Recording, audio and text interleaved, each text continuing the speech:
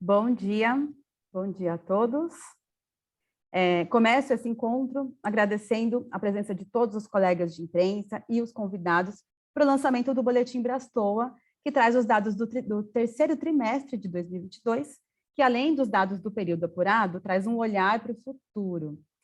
Como de costume, o nosso encontro terá cerca de 1 hora de duração e logo após nós abriremos um espaço para perguntas. Vocês podem usar o chat aqui da nossa apresentação para enviar as perguntas que elas serão lidas no final, tá bom?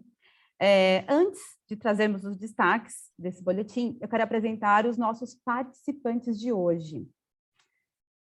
Acho que a apresentação já está passando. Nós temos o Fabiano Camargo, vice-presidente da Brastoa. Vou esperar aqui entrar a nossa tela. Isso, Fabiano Camargo, vice-presidente da Brastoa. José Zucchim, da Ambiental. Rayane Ruas, da Sprint Dados.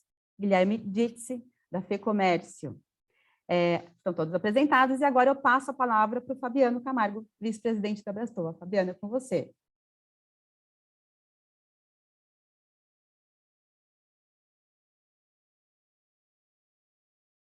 Fabiano? Desculpa, estava com o mudo ativado, Thaís. Bom, eu queria agradecer primeiramente, em nome da Brastoa, a presença de todos aqui esta manhã, em especial os nossos convidados, Guilherme Ditz e o José Zucchim, que vão trazer olhar e nos ajudar a esclarecer melhor os dados. E hoje nós vamos, além de falar dos dados do terceiro trimestre dos operadores, fazer um balanço prévio de 2022 para entender um pouco mais como foi o ano, apesar que os dados mais precisos serão apresentados no anuário no início do ano que vem. E nós vamos também trazer algumas expectativas e tendências de 2023, com base numa pesquisa que nós fizemos com os associados, que são de diversos segmentos e que vão dar um importante termômetro realmente do mercado para que a gente possa já ter um olhar um pouco mais estratégico no nosso futuro, como a Thaís falou. Bom, e agora eu passo a palavra para a Rayane, que vai contar um pouco das novidades e um pouco do boletim para nós. Obrigada, Fabiano, e agradeço a presença de todos os que estão aqui conosco. É muito bom ver essa sala sempre cheia, movimentada. Quero começar agradecendo aos operadores Brastoa que respondem essa pesquisa trimestralmente e subsidiam, a elaboração do boletim, que torna possível nós estarmos aqui compartilhando, analisando, monitorando esse movimento do setor. Seria impossível fazer isso sem a contribuição de vocês, então queria deixar um agradecimento muito especial aos operadores que respondem trimestralmente as pesquisas para nós, e deixar um lembrete, gente, de que a gente tem o boletim interativo desde o início deste ano, então vocês podem escanear o QR Code, vocês podem navegar nos dados, tanto os dados por trimestre como os dados da série histórica, podem conhecer um pouquinho mais. Hoje a gente vai passar pelos dados da série histórica, do trimestre, com alguma velocidade para a gente chegar no balanço desse ano e poder comentar um pouquinho de como é que está as expectativas de fechamento desse ano, que ainda não acabou, a gente ainda tem mais 3 meses de venda para serem inseridos nessa análise, mas a gente já consegue ter um panorama de como que a gente encerra o ano de 2022 e o que a gente espera do ano de 2023. Então, nós começamos falando um pouquinho sobre o faturamento e a gente percebe uma manutenção, A gente teve um momento de crescimento bastante acentuado das operadoras, do setor como um todo, e se a gente olhar aqui, as operadoras tiveram um pico bastante interessante, faturando muito, muito mais do que o ano passado, mas isso já começa a se estabilizar. É interessante observar que a gente ainda tem empresas que estão passando por aquele período ainda mais difícil, que ainda continua se esforçando para alcançar os valores. A gente não pode dar por encerrado o momento desafiador da retomada. A gente tem aqui grupo bastante diverso de empresas, de segmentos, de formas de atuar e trabalhar, então a gente percebe isso também na forma de recuperação e do faturamento. Aqui essa comparação é com relação ao terceiro trimestre deste ano com o ano passado, então com o mesmo período, lembrando que o terceiro trimestre, já o último ano do ano passado, ele foi já bastante promissor, mas ainda assim a gente tem aqui 51% das empresas que já superou o ano passado e já está faturando ainda mais do que no ano anterior. Quando a gente compara essa mesma análise com a média histórica, ou seja, com aqueles valores que a gente praticava no mercado de faturamento em 2019, a gente percebe uma redução, né? Ainda temos um gap aqui de empresas que já chegaram ou ultrapassaram os valores de 2019 e o mesmo comportamento das empresas que estão trabalhando para alcançar esses valores. E da mesma maneira, a gente percebe que ele veio crescendo, atingiu um pico no segundo TRI, e agora a gente vê que isso vai começando a estabilizar e a equilibrar nesse período. Antes de a gente voltar aqui, queria perguntar, Fabiano, se vocês têm algum comentário sobre esse faturamento, esse comportamento, né, de retomada das empresas. Eu acho só importante nós olharmos esse gráfico com a perspectiva de que nós temos operadores nos mais diversos segmentos e nichos. E alguns nichos voltaram muito rápido em 2021 e outros mais lentamente, alguns já estão com retomada praticamente efetivada e outros estão se abrindo ainda esse ano, sejam destinos muito exóticos, como, por exemplo, muitos especialistas em Ásia e Japão, que estão iniciando nesse momento a sua retomada mais forte. Então, também é importante olhar que isso pode muitas vezes significar os nichos em que cada operador estão trabalhando e não necessariamente o ritmo de retomada de cada um. É fantástico isso, né, Fabiano? Porque a gente, apesar da pandemia ter começado lá em 2019, ele já está bem longe da gente. Ainda tem países que estão abrindo as fronteiras agora, diminuindo restrições de viagens. Então, no Brasil isso já foi superado, né? A gente nem teve assim grandes restrições, mas como você colocou, países como a Ásia, a África do Sul, eles ainda estão começando esse processo de abertura, principalmente na Ásia. E isso também pode caracterizar muito esse produto. Excelente ponto, Fabiana. E aqui a gente tem um momento único, né? Um momento histórico em que a gente tem o faturamento das viagens para o nacional abaixo do faturamento das viagens para o internacional, com 43%, e o internacional com 57%. E a gente, nesse trimestre, também já vê isso acontecendo desculpem, no embarque, com 46% dos destinos nacionais dos embarques e 54%. E aqui a gente tem uma série de fatores que levam a isso. Não só a diminuição do nacional, mas principalmente o crescimento do Inter. E aí eu queria convidar vocês a comentar um pouco sobre isso.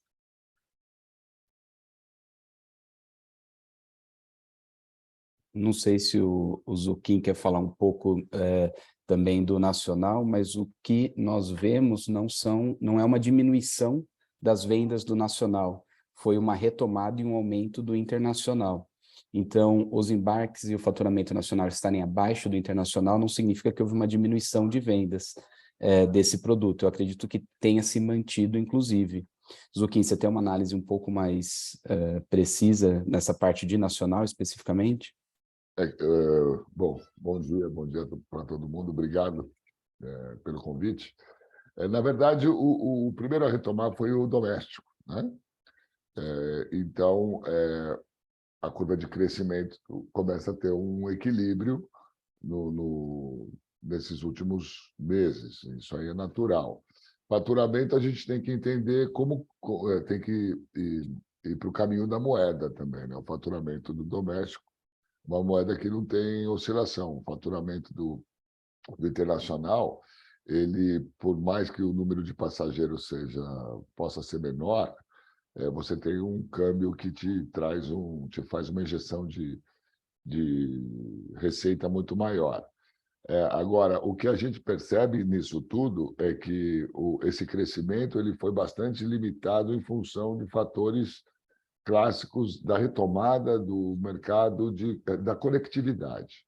O doméstico trabalhou bastante com alguma conectividade, a gente pode falar que diminuiu o faturamento, porque muitos produtos foram vendidos sem o consumo aéreo, né? A pessoa faz o seu próprio a sua própria aquisição ou milhas ou movimentos outros que elas fazem.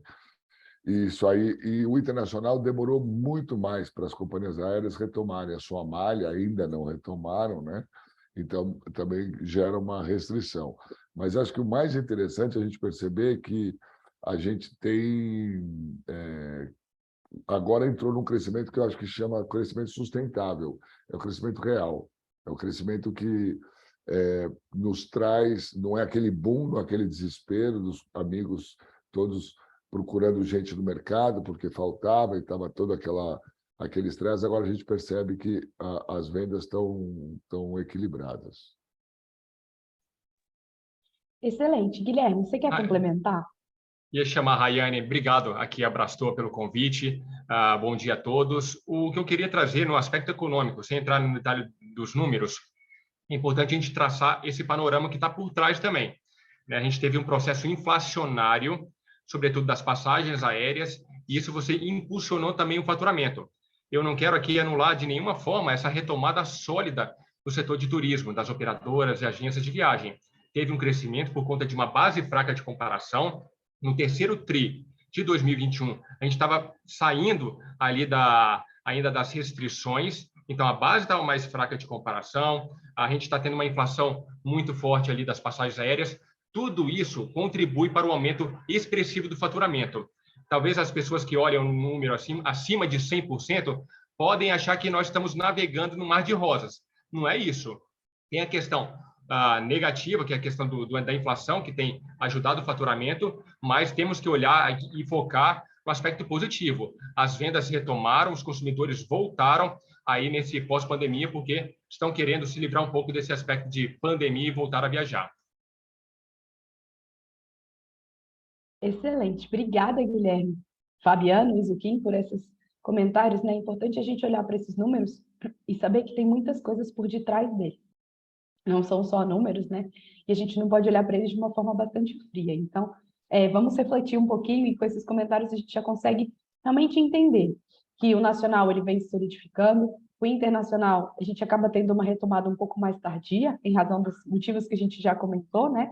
E aí isso vem se refletindo aqui nos números, o que mostra que o nosso mercado está vivo, né? Ele tem se moldado, adequado e acompanhado o setor. E essa é a importância de a gente trimestralmente olhar para esses números, acompanhar isso e ver os movimentos, até para se preparar e usar, aproveitar melhor as oportunidades que vão surgir. Nesse sentido, gente, a gente compartilha com vocês os destinos mais vendidos. No nacional, a gente tem o Salvador em primeiro lugar, né? O Nordeste ele tem sempre aparecido como um destino querido no Brasil. Ele é o mais consumido, ele faz parte já dos hábitos brasileiros de visitar o Nordeste. Então, a gente tem Salvador, Recife, Maceió, Porto de Galinhas, Fortaleza, Natal, representando aí o Nordeste. Mas a gente também começa a ver um comportamento até um pouco diferente quando a gente vê a cidade de São Paulo no trimestre passado no grupo primeiro lugar, e agora ela se mantém também no segundo. Então, a gente vê aí uma necessidade, uma descoberta, uma utilidade cada vez maior, uma proximidade com a cidade de São Paulo. E aqui a gente está falando de viagens de lazer, não são as viagens corporativas, tá? Para São Paulo, são as viagens de lazer e que data, né, principalmente do que é o produto das operadoras da Brastor. Então, a gente tem aí um pódio bastante recheado, com muitos destinos e bastante diverso também. Rio de Janeiro e Gramado já começa a aparecer aqui no final. Quando a gente traz os internacionais, eu acho bastante curioso a gente ver que as coisas começam a não voltar ao que era, mas os destinos que usualmente o brasileiro mais consome já volta a aparecer nessa lista dos mais vendidos, e aqueles destinos exóticos diferentes que a gente viu aqui dentre os mais vendidos durante o período da pandemia, do ápice da pandemia, eles continuam a ser vendidos, tá? Eles ainda continuam a aparecer na lista de destinos importantes para os operadores, mas a gente vê o regresso de Orlando, por exemplo, em primeiro lugar, junto com Lisboa, aqui em Portugal, em primeiro lugar, segundo lugar, Nova York, juntamente com Paris, e terceiro lugar, Miami, Buenos Aires, Barcelona, na Espanha. Ou seja, a gente percebe que abre oportunidade para novos destinos serem consumidos, mas também, né, aqueles que já são tradicionais, que já estão no imaginário brasileiro, eles, a partir do momento que se torna possível essa viagem, eles regressa. Agora, Fabiano, acho que você pode trazer um pouquinho dessa leitura do internacional para nós sobre esses destinos, depois eu volto para o nacional, para o Zucchini, das contribuições dele. Bom, não vou dizer que é um ponto positivo, mas a pandemia trouxe para nós esses destinos exóticos com uma naturalidade maior para o brasileiro, por eles estarem já abertos, mas nós vemos que, apesar de eles ainda estarem no radar, vários destinos tradicionais, que são tradicionalmente vendidos como Europa e Estados Unidos, estão voltando com uma força grande, que eram destinos que por muito tempo o brasileiro deseja, né, consome, e agora os Estados Unidos, a questão do visto, já muitos conseguiram renovar o visto, a gente também teve um passo à frente, adiante para esse local, e a Europa sempre vai ser, e principalmente Lisboa desponta muito que Portugal ainda é um dos destinos econômicos, vamos dizer, dentro da Europa, então isso, e de fácil acesso devido à língua e tudo mais. Então é muito interessante ver que ele desponta e eu acredito até que vai continuar aí por um bom tempo entre os mais vendidos aqui no mercado. Excelente. Zucchini, sobre o nacional, a gente é até um pouco injusto, né? Porque a gente traz os mais vendidos, mas eu que tenho acesso à lista toda, eu falo, gente, que interessante, a gente vê cada vez mais alguns operadores trazendo como mais vendidos destinos exóticos que a gente não costumava ver ali, né, despontando como mais vendidos. E a gente percebe essa diversificação dentro do mercado nacional também. O que você pode nos complementar, Zucchini? Aí você tem uma análise assim que rompe conflita com algumas análises que a gente tinha algum tempo atrás, exatamente sobre essa questão dos destinos exóticos, né? Você percebe que o Nordeste assim, o Nordeste ocupa uma grande força de venda, né? Com exceção do Rio, Gramado e São Paulo, né? Você vê que aqueles destinos alternativos, você tem que entender muitas vezes que aparecer Fortaleza aí você pode estar falando de Jericoacoara, né? Então aparecer Recife, você pode estar falando de outros destinos, inclusive de Noronha, porque muitas vezes a pessoa coloca a ponta do voo, não coloca a continuidade, né? Tem várias leituras. Mas o que acontece mesmo é que aquela visão de que o volume mesmo ia ser significativo para os destinos alternativos não acontece e não aconteceu e não acontecerá, porque você não tem oferta para isso, né? Mas tem o lado positivo, é que você vê empreendimentos do Brasil inteiro sendo criados para atender essa demanda de destinos exóticos, eu diria que destinos alternativos aos tradicionais. Exóticos e outras, ecoturismo e outras demandas, mas a força mesmo é da segurança do consumo, né? Se você olhar também no mercado internacional, é a segurança do consumo. A pessoa saiu da pandemia e ela foi querer trabalhar, foi querer ocupar os espaços tradicionais, né? Lisboa, Barcelona e coisas do tipo. Mas existe um movimento muito forte que a gente sabe que as pessoas estão procurando agora, mais seguras, outros destinos que são alternativos, né?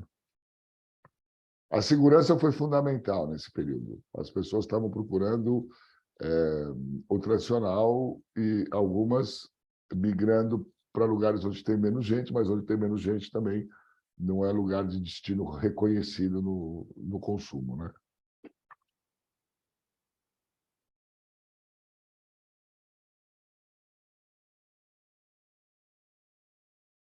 Obrigada, Zucchini. Eu acho que o Guilherme também tinha alguma coisa para trazer para a gente sobre esses destinos, né? O que a gente percebe, e o Guilherme fala disso sempre, é que o brasileiro, o turismo já faz parte do consumo. A gente pode ter uma alteração de destinos, de proximidade, de produtos, né, Guilherme? Mas, afinal de contas, o turismo já não é mais um produto que a gente consegue cortar desse consumo. Exatamente, Rayane. Eu acho interessante aqui, até para trazer reflexão para o Zucchini e para o Fabiano, né, Cancún, como uma política pública, né, de você colocar a exigência de visto, você pode interferir, né, numa demanda aí internacional. Cancún sempre figurava como um grande destino, de repente sai, talvez seja por esse aspecto. Trouxe com talvez aqui de bate-pronto para reflexão. Mas, de fato, né, a gente fala muito, né, Rayane, que houve uma inflação muito grande de passagem aérea. Desde dezembro de 2020 até agora, outubro de 2022, as passagens dobraram de preço, em média, no Brasil. Então, aquele consumidor, por exemplo, de São Paulo, que está pensando em viajar para o Nordeste com a família, que agora pagaria em torno de 12 a 15 mil reais só de passagem, ele não vai deixar de viajar. Ele não vai pensar, vou ficar em casa nesse momento, não vou viajar. Não, vou procurar um novo destino no interior de São Paulo, ou vou ao Rio, ou vou até Curitiba, ele vai buscar um novo destino. Então, quando a gente pensa, né, em economia, em inflação, poder de compra um pouco mais limitado, as pessoas buscam alternativa, mas não deixam de viajar. Ou seja, a renda é realocada entre as estruturas de turismo no Brasil e no mundo. E no Brasil tem algo que é muito singular, que é o parcelamento. Por mais que haja essa inflação, se couber no bolso, o consumidor vai fazer em 10, 12 vezes. Então, esse é um benefício que traz essa demanda aquecida, por mais que haja um processo inflacionário um pouco excessivo. Excelente, obrigada, Guilherme. Eu acho importante a gente trazer essas coisas para a gente ir refletindo, né? E vendo esses diferentes comportamentos. A gente vê aqui o período de embarque, em que a gente tem o terceiro TRI, que já está no passado, né? Tanto no nacional como no inter, com uma relevância, no nacional ainda maior. Este quarto trimestre, agora, no fim do ano, a gente tem uma relevância bastante significativa em ambos, né, os cenários, mas a gente já tem uma antecedência de aí, 6 meses, né, o início, primeiro semestre do ano que vem, dos dois casos já com uma relevância de vendas, sendo que, mais uma vez, a gente aqui está falando dos dados do que foi vendido no terceiro trimestre, né, das vendas do terceiro trimestre, quando é que esses embarques vão acontecer.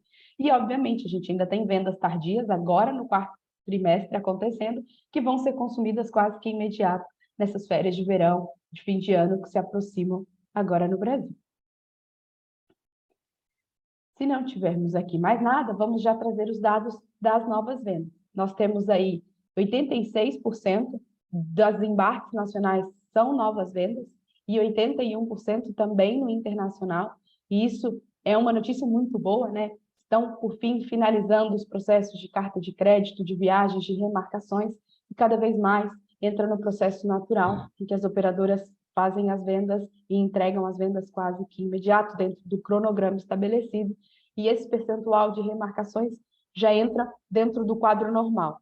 E aí também vocês podem comentar um pouquinho que as remarcações fazem parte do dia a dia, né? Sempre acontecem imprevistos, sempre há uma necessidade de reajuste, a gente nunca vai chegar a zero, mas durante o período a gente já teve esses valores muito próximos de 60% de novas vendas, e agora a gente está cada vez mais próximo dos 100%.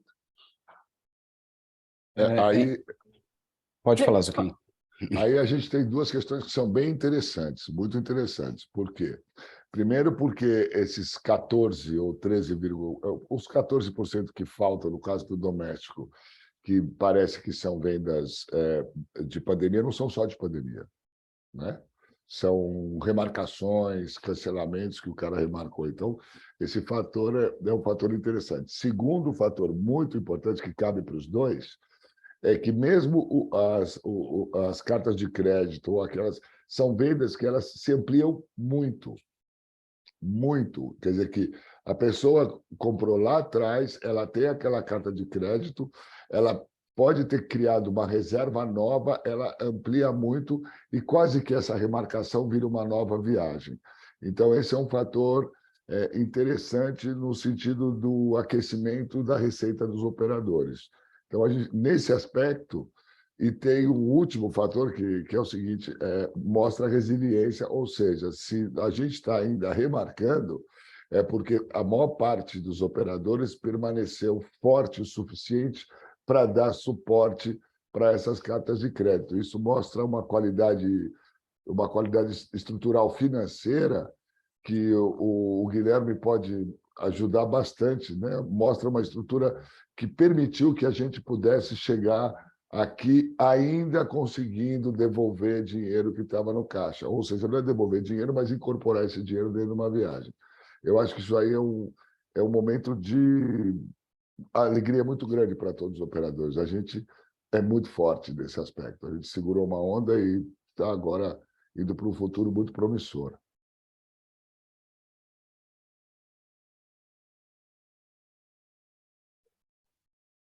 Guilherme, quer complementar, já que você foi chamado? Como diz, pelo artigo 14 que eu fui citado pelo relator, eu acho que, primeiro, eu acho que o histórico recente da Brastoa, né, e outros líderes aí do turismo foram essenciais nesse momento, né, das medidas provisórias de cancelamento e remarcações. Então, acho que isso foi fundamental, né, a participação da Brastoa, esse esforço todo, né, de toda a equipe, para que pudesse ter sido feito. Porque se não houvesse essa medida, o setor estaria numa outra situação muito mais danosa, podemos dizer assim. Então, é um papel que o setor teve, né, os empresários tiveram nesse momento, para que pudéssemos estar nesse momento com uma estrutura bem adequada para atender, né, essa remarcação que nós tivemos aqui, quase 90% aí já remarcado, agora vamos respirar aí com novos consumidores. Então, foi importante esse processo, a importância da Brastoa, para que nós pudéssemos chegar agora uma estrutura para poder atender um novo consumidor de forma bem adequada. Não pode Ótimo. seguir, Rayane, aqui. Eu estou aqui, o microfone nem sempre está aberto, fechado, eu fico falando sozinha, gente. Desculpa, com uma crise de tosse tremenda, eu estou tentando poupar vocês das minhas crises. A gente entra agora na área temática e é super importante, né, a gente lembrar que, de novo, a gente está fazendo um balanço de 2022, mas aqui ainda os dados foram coletados em meados de outubro, novembro, então a gente ainda não tem aqui as vendas dos últimos 3 meses, né? Aqui é uma perspectiva de fechamento do ano e o que a gente está esperando para o próximo ano de 2023. E a gente fica bastante contente de dizer que o cenário ele é positivo, né? A gente vem aqui numa recuperação, a gente já tem uma média de 42% dos associados que acreditam, né, que afirmam que eles terão as vendas iguais ou até um pouco maiores do que tiveram em 2019. E aqui vale sempre lembrar que não quer dizer que o setor como todo faturou 2 ou 3 vezes, né? A gente pode ter uma empresa que ela tinha um escopo menor antes da pandemia, durante a pandemia ela se reinventou, começou a trabalhar com outros destinos, em outras frentes, com outros produtos, e ela agora tem um faturamento 2 ou 3 vezes maior, mas que não representa, né, que o mercado triplicou, mas sim que ela se reposicionou dentro desse mercado. E isso traz para nós uma perspectiva bastante favorável, bastante positiva. Junto com isso, a gente gosta muito desse gráfico e ele representa algo que é fundamental no turismo, que é a nossa diversidade e principalmente a quebra da nossa sazonalidade. A gente, quando questiona os operadores para quais foram os períodos das vendas feitas, a gente percebe um equilíbrio entre as férias de julho, com as feriados durante o ano, e aí depois vem o Natal e o Réveillon, e o verão, eles todos muito próximos, né? O verão do próximo ano, desse ano, nesse verão que vem chegando aí, está batendo na porta, junto com o Réveillon e com o ano, com as feriados durante o ano, eles têm aqui quase que um empate. Mas a gente tem os demais dias do ano com 24% das viagens realizadas. Isso para nós é o que nós todos que trabalhamos com turismo gostaríamos de alcançar. Essa redução da sazonalidade, viagens acontecendo mais vezes do ano, nas férias, nos feriados, e aquela menor concentração num período muito específico, né, como costumávamos ter dentro dos hábitos brasileiros. Zuki, acho que a gente tem aqui muitas coisas para complementar, fique à vontade para começar. O microfone está fechado. Falei sozinho, desculpa. Dentro do que a gente comentou anteriormente sobre esse gráfico, eu realmente acho que mostra também a maturidade do mercado e a maturidade dos operadores em relação à oferta de produtos, né? A gente aprendeu a não fazer uma loucura de uma oferta muito grande em períodos que a gente supunha, com aqueles milhares de fretamentos, aquela loucura toda para períodos específicos, e a gente trabalhou o marketing muito inteligente para distribuir o ano inteiro. Se você for ver férias de julho, é quase igual a Réveillon e verão, né?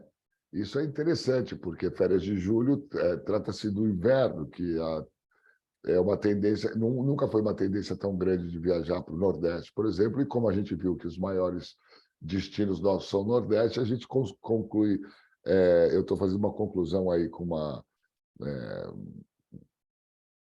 uma licença poética aqui, que julho também acontece da demanda ser muito forte no Nordeste, juntamente com Gramado. Então, a gente tem um momento interessante mesmo, né? Até o Natal está tendo uma demanda maior, que era o tal do mico, né? Que a gente tinha uma dificuldade muito grande de distribuir produto.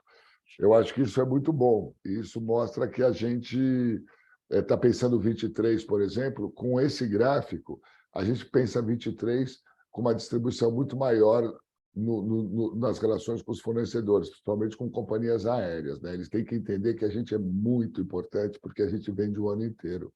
A gente não pressiona só nos momentos que eles também são pressionados pelo consumo direto. A gente tem uma capacidade de distribuir produtos o ano inteiro, coisa que, no caso do lazer, eles não têm essa distribuição. Certo, meu amigo Fabiano? Vamos lá. Primeiro, eu acho que os demais dias do ano é 34,27 mesmo, Raiane, que a gente tinha conversado até antes. E isso mostra mais ainda o que o Zucchini falou, né? Essa capilaridade que nós temos e essa possibilidade de fugir, vamos dizer, dos períodos de altíssima temporada e ofertar produtos em períodos mais atraentes e não necessariamente ruins de serem viajados, né? Vamos dizer isso em todos os destinos. E voltando à parte quando nós colocamos de faturamento na página anterior, que eu acho muito interessante, se você puder voltar uma, Raiane. Quando a gente coloca ali as perspectivas de vendas acima de 100%, já 42% dos nossos associados acima disso. Eu queria até colocar um parênteses só no que o Guilherme falou da inflação do aéreo, porque tem muitos associados que nem trabalham com aéreo, tá, Guilherme? Então, a gente tem realmente um crescimento no faturamento real em muitas das empresas, tá? E estou citando, inclusive, a minha aqui, que é uma que o aéreo é ínfimo, a gente não é nem 2% do nosso faturamento. E vários outros associados são isso. Então, é importante ressaltar que, sim, foi realmente uma demanda reprimida muito grande, que nós estamos vendo o brasileiro trabalhando, querendo viajar, e como você mesmo colocou aí, Guilherme, muitas das famílias hoje já colocam no seu balanço anual a viagem de férias. Ela deixou de ser hoje um luxo para ser um item básico de consumo, vamos dizer assim, das famílias brasileiras. E isso é uma vitória, porque no pré-pandemia nós não víamos isso com tanta clareza quanto nós temos vivenciado isso nesse momento de pós-pandemia. Eu não sei se você queria complementar alguma coisa nesse sentido, mas isso é algo que vemos ocorrer hoje. Fabiano, muito bacana, né? E a inflação, de fato, veio bem concentrada no aéreo, mas hotelaria também subiu de preço, os custos subiram, então isso acaba sendo repassado nesse aumento de demanda também para o consumidor. Rayane, se puder passar para o próximo slide, né? Eu acho interessante aqui, se você dividir matematicamente, dá basicamente 1/3 para as férias de verão, Réveillon, Natal, 1/3 para férias de julho e feriado ao longo do ano, e 1/3 para os demais dias do ano. Quer dizer, está bem distribuído. E se você pensar esses demais dias do ano, se pensar nesse modelo híbrido que a gente está, não famílias que não conseguem, né, desvincular das escolas, mas as pessoas aí, os casais sem filhos, ou as famílias, os pais já que já cuidaram dos filhos, tem uma oportunidade muito grande nesse momento de você aproveitar ao longo do ano. Então, acho que isso é uma tendência de crescimento. As pessoas conseguem trabalhar no destino, né, praticar sua semana de lazer, viajando aí pelo país e conseguindo tarifas menores aí na baixa temporada e mantendo o seu trabalho. Talvez seja uma tendência importante. Aí não sei se o Zucchini também observa dessa forma. Você fez um spoiler que eu tentei não fazer, Guilherme. Então, eu vou até retomar aqui, porque a gente fala da tendência... Mil perdão, viu? Não, faz parte, olha, a gente vai revelar ele agora mesmo. porque é uma das tendências que a gente observa, né? É mais viagens ao longo do ano. E quando a gente faz mais viagens ao longo do ano, é uma das tendências que a gente enxerga, né, para o próximo ano, esses demais dias do ano passam a ser muito importantes. Eu achei fantástico a colocação do Zucchini, é de que, olhando para esse gráfico, a gente pode planejar um 2023, fazer acordos comerciais, buscar destinos, parcerias, tendo em conta isso, e que não precisamos ficar fechados naqueles períodos em que são férias e que são tradicionais para viagens, mas que existe uma gama de possibilidades, e aqui de 34%, não 24%, de pessoas que estão viajando fora dos períodos tradicionais, né? E isso traz um fôlego para o mercado de sair um pouco daquela mesmice. Então, a gente vai passando para frente e a gente comenta tudo ainda, né? E vocês já viram aí, o chat já está aberto, podem fazer as perguntas de vocês, as colocações que vocês tiverem. Os jornalistas também podem mandar diretamente para a Thaís, que a gente vai respondendo elas ou ao longo da apresentação ou ao final. Mas a gente, quando olha para este ano e pergunta aos operadores qual é a projeção de crescimento para o próximo, né? Já estamos aqui entrando no próximo ano, estamos planejando o próximo ano. É interessantíssimo e muito alentador ver que a gente tem aí uma projeção de crescimento maior do que 50% com relação a esse ano, que já foi bom, já foi muito bom para alguns deles, e ainda assim eles veem, eles enxergam e eles estão trabalhando, planejando e se estruturando para esse crescimento continuar durante o próximo ano na ordem dos 50%. Isso é fantástico.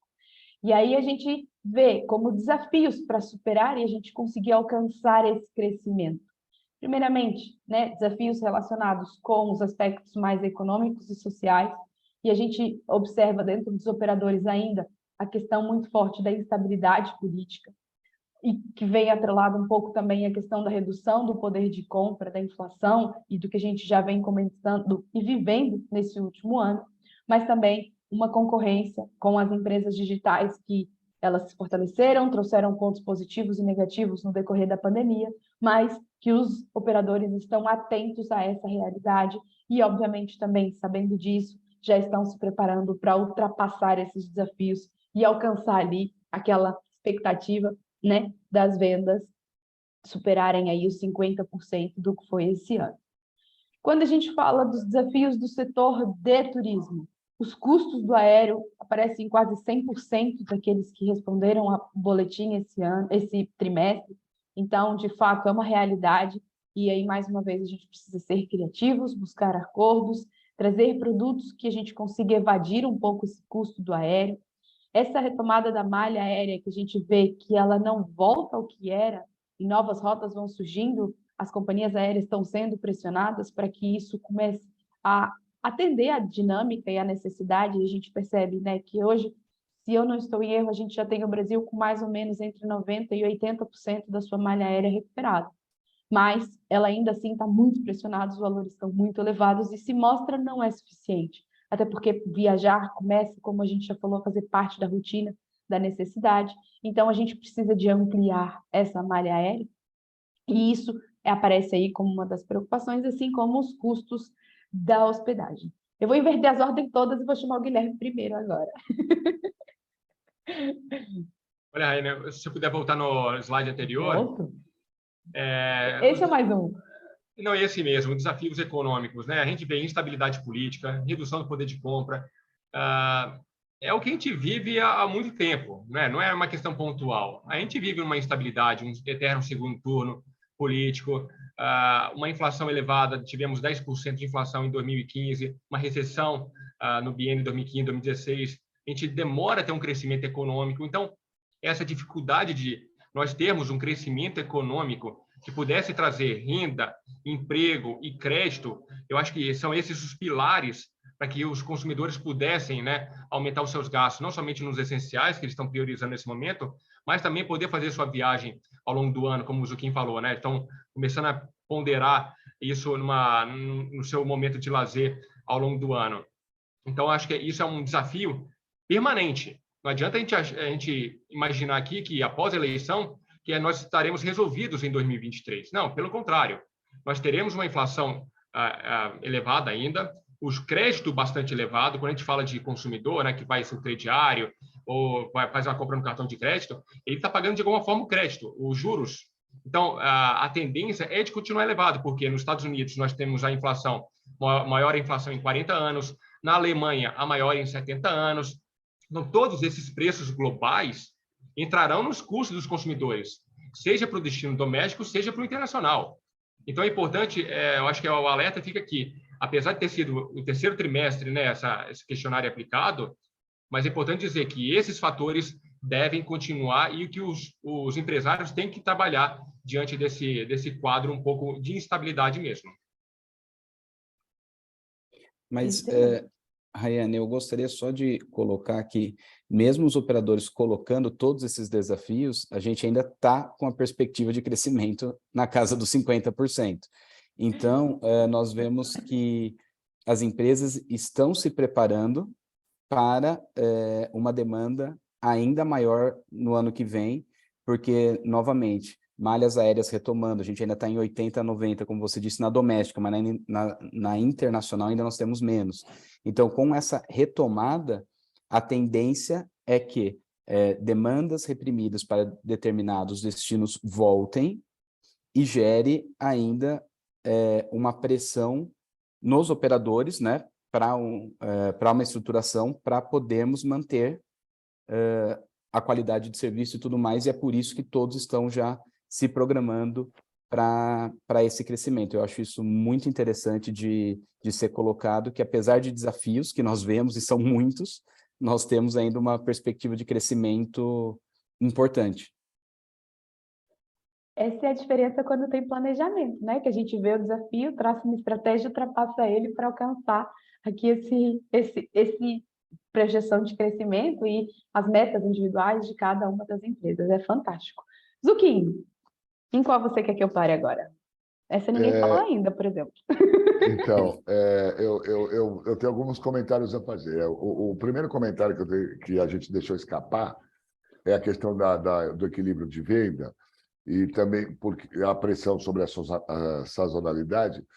A gente tem que puxar o mérito um pouco para a Brastoa, para a liderança da Brastoa, que foi a intensas campanhas em segmentos que são, por exemplo, a melhor idade, LGBTQ+,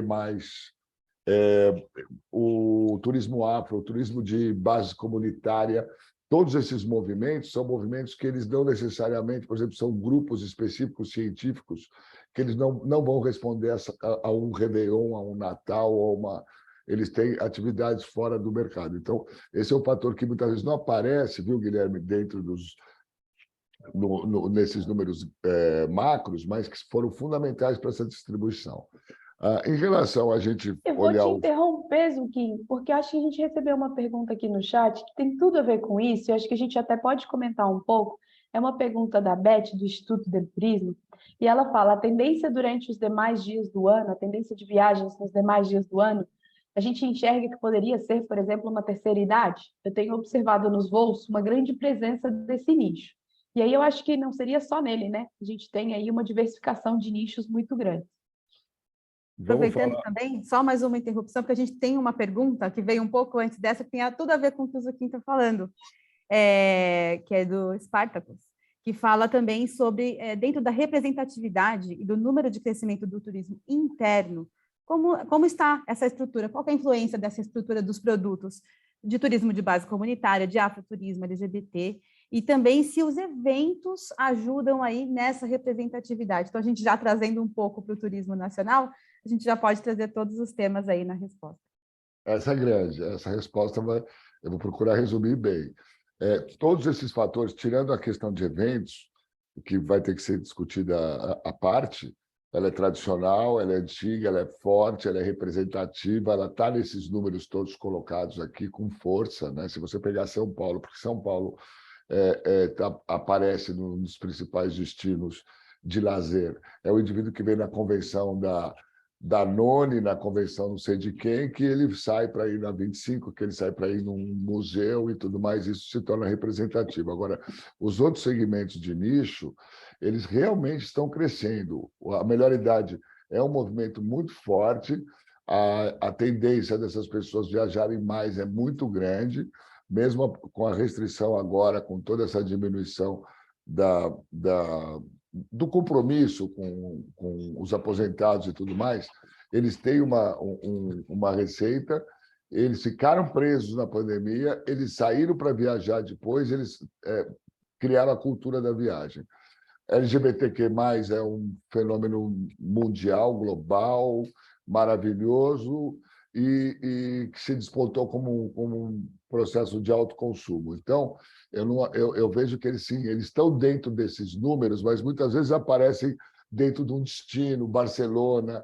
Se você tivesse colocado Cape Town, você ia ver que existe um volume muito grande de um desses segmentos. Se você colocar Parque Nacional da Serra da Capivara no Piauí, você vai ver que tem um outro movimento de outro tipo de público, mas eles estão dentro desse fenômeno. Não é, na minha opinião, não. Acho que pelos números, ele não é tão representativo a ponto de fazer muito a diferença desses números, mas a tendência é essa, a tendência do mercado é muito forte nesse sentido. E se você olhar agora aquela tela que você queria que eu falasse sobre Ô, Zuquim, posso só Oi. complementar Pô, isso? muito obrigado. Não, e uma coisa muito interessante, e novamente, quando você falou do trabalho da Brastoa, a Academia Brastoa tem fortalecido e tem treinado principalmente negócios menores no interior do Brasil, muitos com foco em todos esses segmentos, para que eles se aprimorem, eles consigam se profissionalizar e consigam entregar o que o viajante realmente busca. E esse trabalho que foi iniciado durante a pandemia já teve alguns frutos interessantes e alguns operadores comercializando esses produtos que foram criados. Então, isso, com certeza, é um trabalho contínuo que tem crescido, eu vejo, inclusive, e está no radar da grande maioria dos operadores. Nós vemos muito isso. Bom, desafios do setor para a retomada de turismo, quando teve aquela outra tela que fala da questão da estabilidade das nossas... isso aí, gente, realmente eu acho que eu sou um dos mais velhinhos aqui, e isso aí sempre foi... Nunca mudou, viu? Só o último que mudou. André, você falou bem sobre isso. Se você for ver estabilidade política, nós tivemos, nos últimos 10 anos, terceiro turno durante 4 anos, né? A questão de todo o impeachment, tudo que vem acontecendo na estabilidade, isso muda a economia, e o mercado só realmente tomou baque foi na pandemia, né? Isso aí foi o baque. De resto, a gente sempre conseguiu tratar com alternativas. Eu espero que as nossas associações tenham uma leitura mais objetiva em relação à concorrência com as empresas digitais.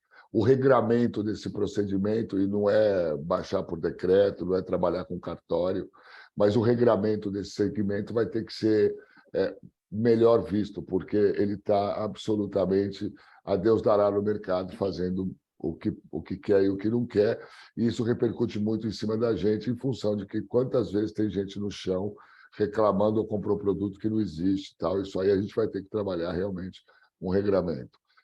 São desafios que nós temos que ter mesmo. Um desafio é institucional e os outros são desafios que a gente tem que trabalhar, surfar nesse mar difícil aí.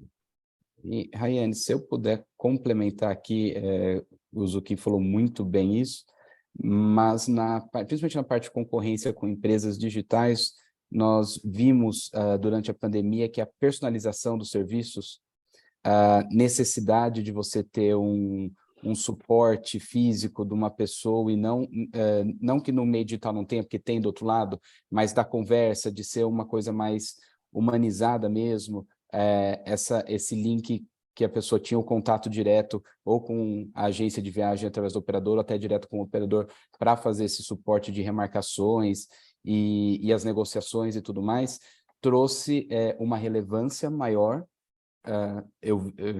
Nós temos visto para os operadores e para as agências, e um movimento de que algumas pessoas tendem a buscar esse atendimento mais pessoal do que o atendimento meramente online, como estava sendo uma tendência anteriormente.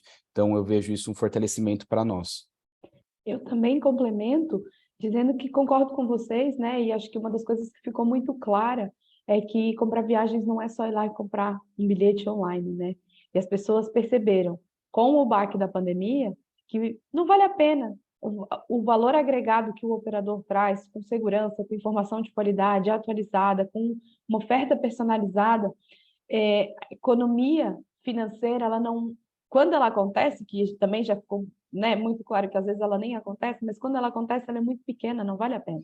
Então, eu acho que sim, é uma questão de estar atento, até porque todos nós já vimos alguma reportagem de alguém que comprou uma passagem com muito dinheiro e ela não existia, e isso acaba recorrendo e respingando no setor como um todo, né? E é preciso um ordenamento disso, mas, por outro lado, eu acho que esse também é um desafio que ele já vem sendo superado, o próprio mercado já vai se educando, já vai percebendo que tem coisas que não vale o risco, né? E acho que a gente tem a última tela, né, que é quando a gente aponta as tendências para 2023. A gente tem um fortalecimento das viagens internacionais, principalmente com a abertura das fronteiras e a diminuição de restrições de viagens para aqueles destinos, principalmente na Ásia, em que ainda há alguma restrição. A gente tem também as viagens em família, e a gente já comentou um pouco sobre isso, a busca, talvez, por destinos mais exóticos, diferenciados, os clientes viajando mais vezes por ano, está aqui, Guilherme, nosso spoiler, mas é isso, né? O cliente brasileiro já passa a viajar mais do que uma vez por ano. E, consequentemente, essa viagem mais do que uma vez por ano não dá para ser sempre internacional, né? Então, a gente acaba tendo uma busca por destinos nacionais, mas destinos exóticos, novos destinos brasileiros. Essa viagem acaba também por ser sempre em família, e a gente tem aqui um cenário que é bastante favorável e bastante interessante para o setor de turismo, né, quando a gente pensa nessas tendências para o próximo ano de 2023. Eu posso aproveitar, Rai, um gancho aí desse slide? Porque tem uma pergunta que ela tem a ver e a gente já pode trazer aqui no embalo dessa apresentação, é que diante, né, dessas tendências, até do crescimento que a gente viu aí do internacional, quais são as medidas que podem ser adotadas pelas operadoras para consolidar e ampliar as vendas dos destinos domésticos, visto que as pessoas vão viajar mais vezes por ano, que elas também buscam outros destinos brasileiros, enfim, como usar todo esse contexto aí também em favor do turismo nacional. Bom, acho que essa é com você, não é, Zucchini? Também, Fabiano. Se for comigo, o que eu sinto é que se a gente, os números nos levam a esse tipo de tendência. Quando o operador responde e vem essa última pergunta, é uma linha de raciocínio, tanto raciocínio técnico, de dados, de números, quanto de leitura da experiência que ele tem com o mercado. Indiscutivelmente, as pessoas estão procurando, o mercado doméstico ele está devagar para propor alternativas de experiências mais intensas e mais interessantes para famílias e tal. Se você pegar, por exemplo, a acessibilidade, você tem quase que só Socorro no mercado se colocando como um produto acessível, no sentido das pessoas que têm dificuldades. Se você for ver destinos que estão trazendo temas muito fortes, por exemplo, a questão da música, ou a questão do afro, ou a questão... isso aí está muito lento ainda, e eu acho que essa segunda viagem da família, ou a segunda viagem, é uma viagem que a pessoa não vai procurar só se jogar na areia. Ela já fez isso. Ela quer se jogar numa experiência mais temática. Eu acho que nós temos que nos preparar para isso, e o mercado tem que oferecer mais isso. E nós estamos com pouca oferta disso. Agora, o internacional, desculpa, a gente vai crescer muito, porque a oferta agora... nós estamos tendo uma concorrência violentíssima com o mercado de dólar americano, por exemplo. Você vai para a Europa, o câmbio está igual. Então, está tendo uma enxurrada de americano na Europa, muito forte. Você fala com os DMCs, com os receptivos, está muito forte. Mas esse movimento ele está se esgotando. Então, a gente vai ter uma oferta melhor na Europa. As companhias aéreas estão ampliando a malha aérea.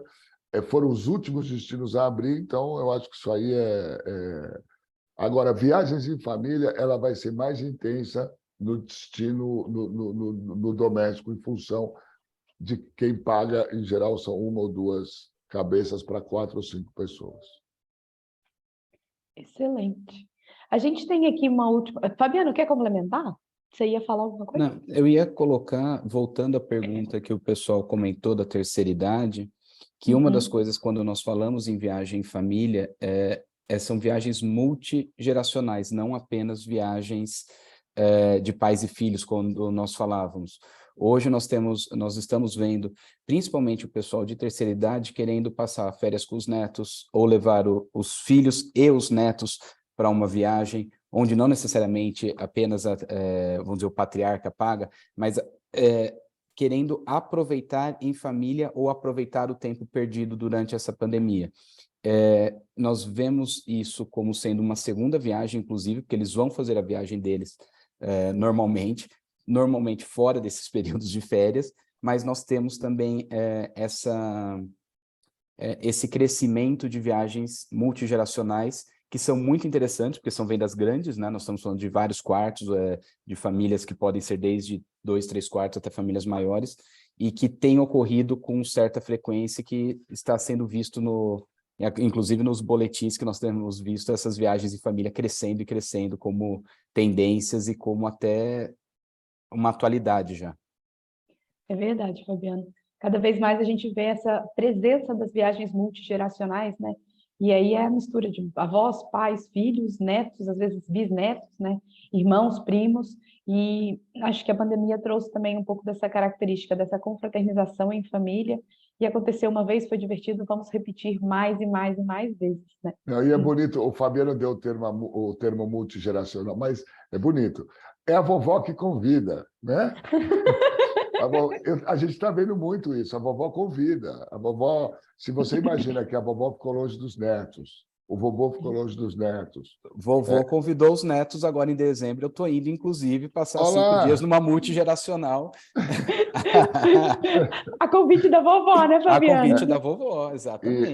Viu, Guilherme? Isso aí é uma coisa que eu não sei como é que vai aparecer nos números um dia, mas é um fato, é um fato. A coisa da reclusão da terceira idade foi muito mais intensa do que a nossa, foi muito mais sensível e significativa, né?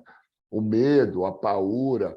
Eu, por exemplo, entrar numa reunião agora pelo virtual me dá uma memória afetiva de pandemia, já me deixa um pouco ansioso, né? A gente sabe disso. Então, e a vovó está convidando. O multigeracional, eu vou chamar, a vovó está convidando. A gente já sabe, quando eu vi a vovó convidando, de onde veio a piadinha interna. Gente, para terminar, a gente tem ainda algum tempinho, né? A gente conseguiu fazer o boletim no tempo recorde, fico muito feliz, e vocês fiquem à vontade para fazer mais alguma questão, se tiverem ao chat.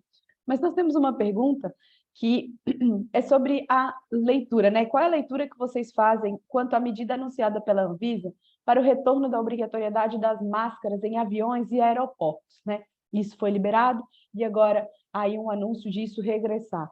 Isso tem algum impacto direto? Vocês acham que isso pode assustar? Qual é a leitura que vocês fazem? Dois impactos. Desculpa. Vai lá, pode ir. 2 impactos. Traz a realidade para dentro do consumo, então a pessoa vai retomar a reflexão de que realmente a pandemia não acabou, então aquela coisa de ninguém se preocupar mais, ela deixa de existir, então traz um pouco mais de medo para viajar, naturalmente que isso pode impactar na venda. Porém, começa a ter também um treinamento para as pessoas entenderem que a gente tem que se cuidar, né? Que a gente tem que... não é brincadeira, o meu escritório ficou fechado 2 dias aqui, muita gente... metade ficou com Covid. Ninguém com nenhum tipo de nada grave, coriza, alguma bobagem, uma tosse, mas é importante que a gente tenha essa leitura de que o turismo tem uma dificuldade, isso aí é uma coisa que um dia nós vamos ter que fazer um grande debate, o turismo tem uma certa autofagia, assim, do tipo criticar coisas que nós não podemos criticar, que são coisas que são a nosso favor, né? Então, a máscara, nesse momento, é a nosso favor. A diminuição da contaminação é a nosso favor. A vacinação é a nosso favor. Tomar a terceira e a 4ª dose é a nosso favor, né? E isso aí a gente tem que tratar com transparência, com clareza, não deixe de viajar por isso, né? Mas não precisa ficar dizendo, não, meu Deus, agora a Anvisa vai nos atrapalhar. Não, não vai nos atrapalhar. Se tomar essa atitude, vamos respeitar as instituições que nos orientam, né? É o mínimo que a gente pode fazer. Eu acho que vai ser bom e a gente encarar de frente e vamos viajar de máscara. No avião, é chato, mas viajar de máscara faz parte.